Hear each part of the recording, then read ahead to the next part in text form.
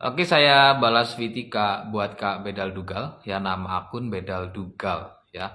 Apakah setelah penggunaan Gardasil 9 sebanyak 3 kali, kemudian kedepannya sudah tidak perlu melakukannya lagi, ya, atau harus diulang setiap 1 tahun 1 kali, 1 tahun sekali? Nah, ini adalah pertanyaan yang cukup menarik.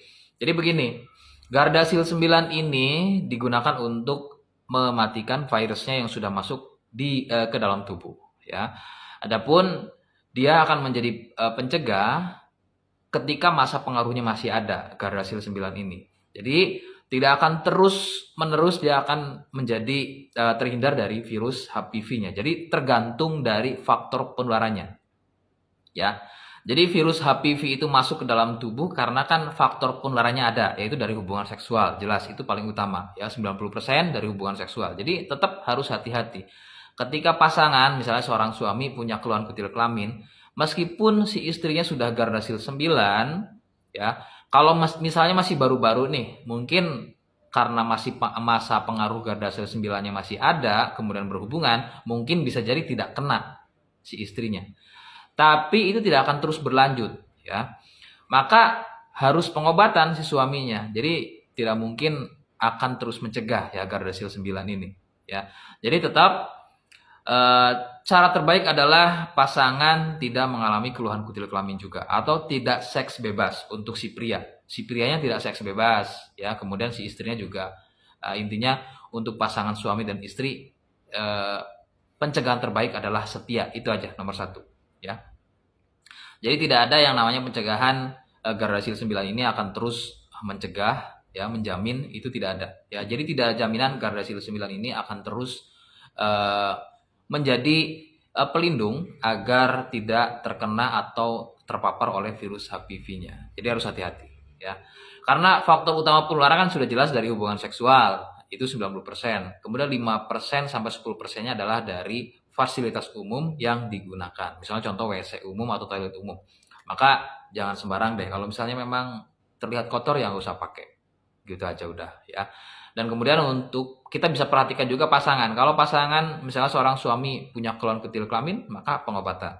Ya, kemudian atau si istrinya juga mengalami keluhan kutil kelamin, maka pengobatan juga. Nah, kemudian pengobatan juga harus dilakukan keduanya. Jadi si istri juga pengobatan, si suami juga pengobatan.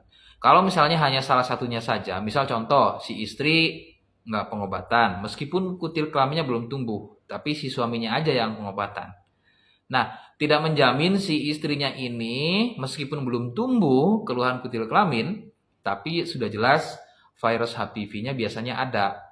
Ya, jadi si istri meskipun kutil kelaminnya belum tumbuh, dia bisa coba untuk penggunaan Gardasil 9-nya untuk mematikan si virusnya. Kemudian si pria, dia kutil juga harus dibuang, dia juga harus Gardasil 9. Jadi cara membuang si kutilnya adalah dengan operasi, tindakan operasi, ya laser, bedah listrik atau cutter, ya. Kemudian Gardasil 9-nya juga harus pakai. Jadi intinya kalau memang pasangan suami istri, keduanya harus pengobatan.